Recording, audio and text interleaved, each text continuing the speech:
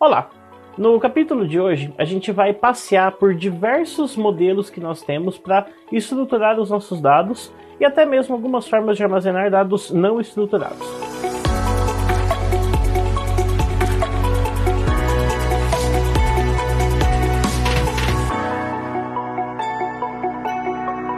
Nós vamos ver diversos nomes de tecnologias e técnicas que nós temos à nossa disposição e como uma estrutura de dados pode ter um impacto na performance e no uso que a gente consegue fazer desse conjunto de informações. Vamos começar considerando o problema de como organizar dados. Imagina que a gente tem o conjunto de informação que normalmente se encontra numa lista telefônica, na época que existia lista telefônica, como por exemplo nome, sobrenome e o telefone das pessoas.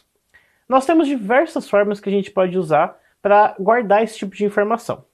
Uma forma possível é simplesmente separando em 3 grandes listas, como nesse exemplo.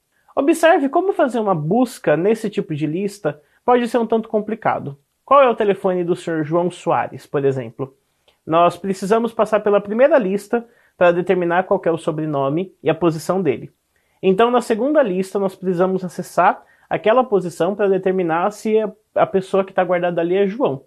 E então nós temos que percorrer a terceira lista para então chegar no telefone do Sr. João Soares. Considere agora essa estrutura, que é como a gente costuma ver listas telefônicas por aí.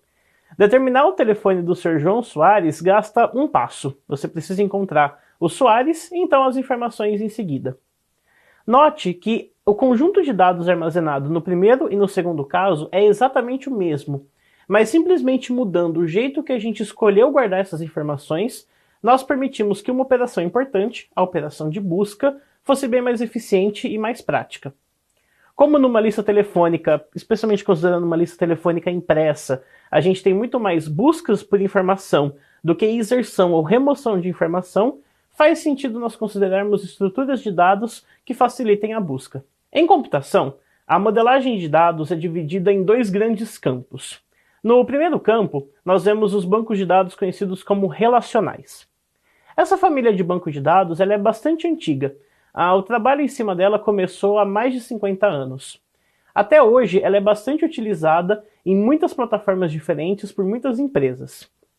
Todas as estruturas relacionais aceitam acesso através de uma linguagem de programação, conhecida como SQL, e a representação de dados é em linhas e colunas de uma tabela. A gente vai ver mais sobre ela adiante. Em oposição às estruturas relacionais, existem as mais modernas estruturas conhecidas como NoSQL.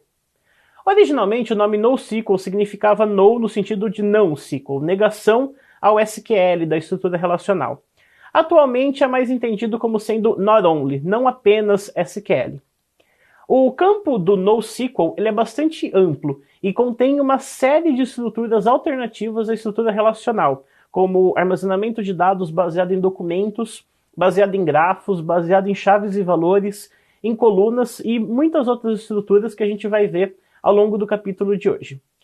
Nesse caso, nós temos estruturas que são muito especializadas para certos usos específicos em certas plataformas específicas. Aqui a gente tem um exemplo de uma estrutura completa de como se parece um banco relacional. A gente vai ver mais detalhes dessa estrutura um pouco mais para frente, mas eu quero que você observe como nós temos aqui 6 blocos diferentes. Cada um desses blocos representa uma tabela. Uma tabela conforme a gente está acostumado no nosso dia a dia, composta por linhas e colunas, cada coluna com seu título. Note que entre essas tabelas nós temos essas linhas ligando umas às outras. Essas linhas são as relações que nós podemos traçar entre as diferentes entidades em um banco relacional, por isso o nome dele.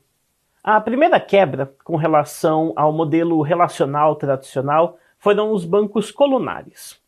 No banco relacional comum, as informações elas são gravadas agrupadas em linhas. Ou seja, suponha que você guarde de um usuário o nome, a idade, o e-mail e uma série de outros campos relevantes.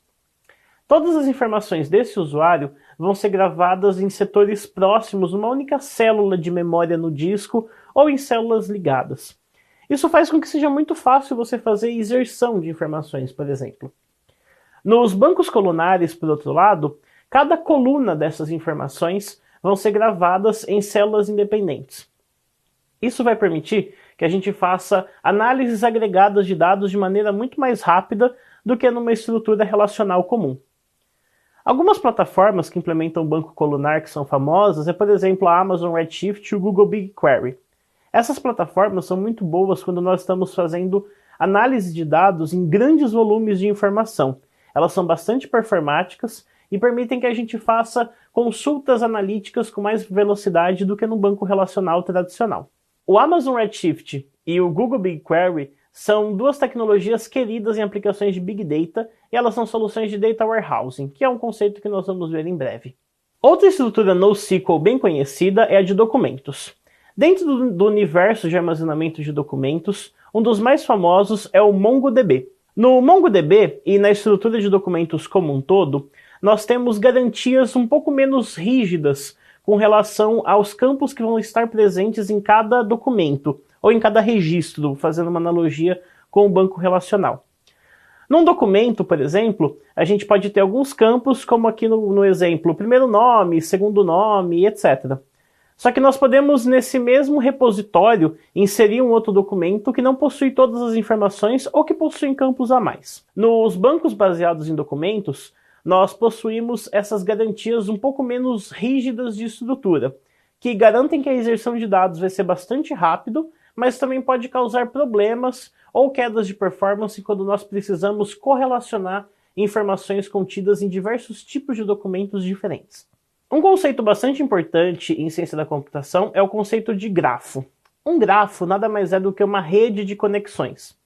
Talvez você já tenha ouvido falar alguma vez na sua vida sobre como as pessoas no mundo estão separadas por 6 graus de separação ou coisa do tipo. Esse é o resultado de teoria dos grafos. Aqui no slide vocês estão vendo um exemplo de grafo. Nós possuímos diversos nós, e esses nós estão ligados por linhas que representam a relação entre esses nós. Assim como a gente tem a representação de informações em grafo, nós também temos o armazenamento de dados em grafo, feito sobretudo por um banco de dados conhecido como Neo4j, é um dos mais famosos dos que lidam com grafos. Um banco em grafo é muito interessante quando nós precisamos computar essas relações complexas entre diversas áreas e lidando com questões do tipo, qual é a distância entre dois nós? Toda vez que você, por exemplo, utiliza algum aplicativo de rotas no seu celular para calcular a menor distância entre dois pontos, o que está acontecendo por baixo dos panos é uma classificação de grafos.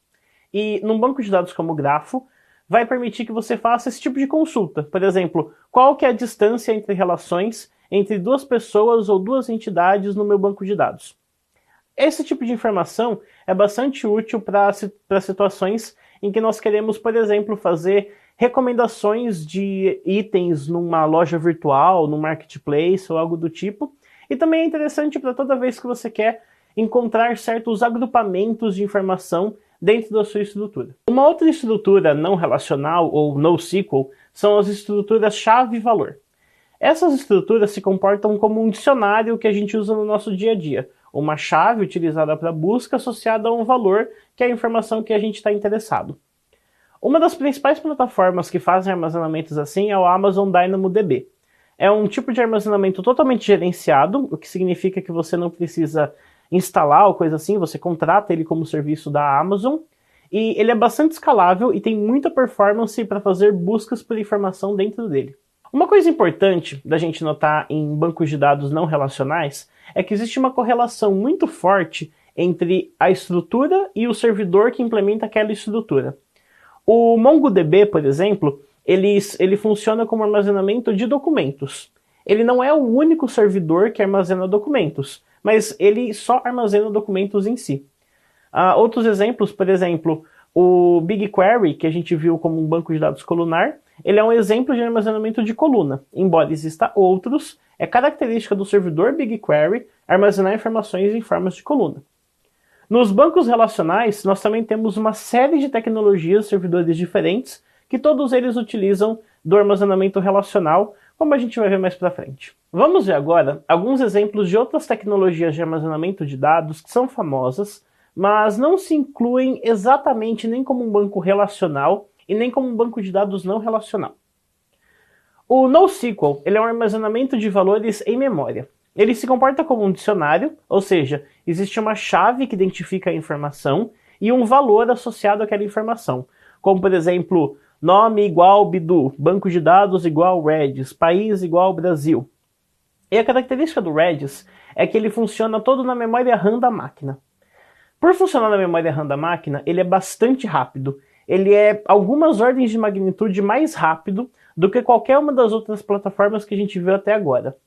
A grande desvantagem é que, por ele ser em memória RAM, toda a informação que existe nele desaparece assim que o computador é desligado. Isso faz com que o Redis pertença a uma categoria de armazenamento de dados conhecida como armazenamentos efêmeros. Eles não são duradouros em memória como um banco de dados normal, que você pode desligar o computador, fazer atualizações e eles vão continuar armazenados ali. E isso pode fazer a gente pensar, mas para que serve um banco de dados ou um armazenamento qualquer que some assim que o computador é desligado? A questão é que, como ele é bastante rápido, ele é muito utilizado para fazer armazenamento temporário de informações. Então, por exemplo, suponha que você faça login num sistema. O sistema por baixo dos panos pode guardar num Redis a informação de que o seu usuário fez login de tal endereço em tal lugar, e usar essa informação para agilizar outras partes do processamento. Uma outra classe de armazenamento bastante usada em aplicações são os armazenamentos de objetos, conhecidos como Object Storage. O exemplo mais famoso é o Amazon S3 e o Google Cloud Storage também é bastante utilizado atualmente. O armazenamento de objeto ele é completamente não estruturado. Você pode literalmente colocar qualquer coisa que você quiser lá dentro, desde um arquivo de texto até uma foto, um vídeo ou coisa assim. Suponha, por exemplo, que você está fazendo um sistema de cadastro de usuário em que você aceita uma foto do usuário e um vídeo de apresentação. Normalmente é uma má ideia guardar essas informações dentro do banco de dados, seja ele relacional ou não, porque essas informações binárias elas são bastante pesadas e elas não são exatamente buscáveis por um banco comum. Então a técnica comum é colocar essas informações que são binárias dentro de um armazenamento de objeto e guardar uma referência a elas dentro do banco de dados que foi usado para o cadastro de usuários em si. No capítulo de hoje, vimos diversas formas de estruturar e guardar nossos dados, assim como algumas vantagens e desvantagens que cada uma delas tem. Espero que você tenha gostado e até a próxima!